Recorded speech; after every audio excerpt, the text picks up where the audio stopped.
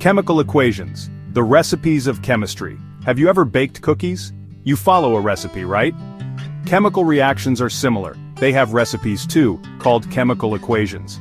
Chemical equations tell us what happens when different substances combine and react.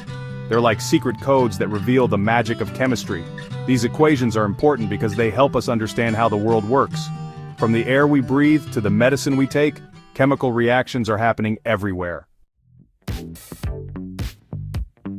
Reactants and products, ingredients and treats. Imagine baking cookies. You start with ingredients like flour, sugar, and butter. In chemistry, these starting materials are called reactants. When you mix and bake these ingredients, you get delicious cookies.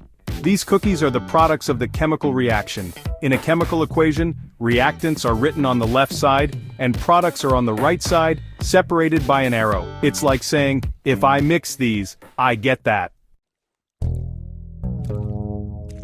Balancing act, keeping things equal. Remember, in a chemical reaction, atoms are never created or destroyed, just rearranged. That's the law of conservation of mass. To show this, we balance chemical equations. Think of it like a seesaw. We need the same number of atoms on both sides to keep it balanced. We balance equations by changing the number in front of each molecule or atom. These numbers are called coefficients, and they tell us how many of each we need. Real-world chemistry, from cookies to clean air, balanced chemical equations are used everywhere. Pharmacists use them to develop new medicines, food scientists use them to make our food tastier and safer. Environmental engineers use them to clean up pollution and protect our planet. Chemistry is happening all around us. So the next time you bake cookies, remember you're witnessing chemistry in action. Understanding chemical equations helps us appreciate the amazing world of atoms and molecules.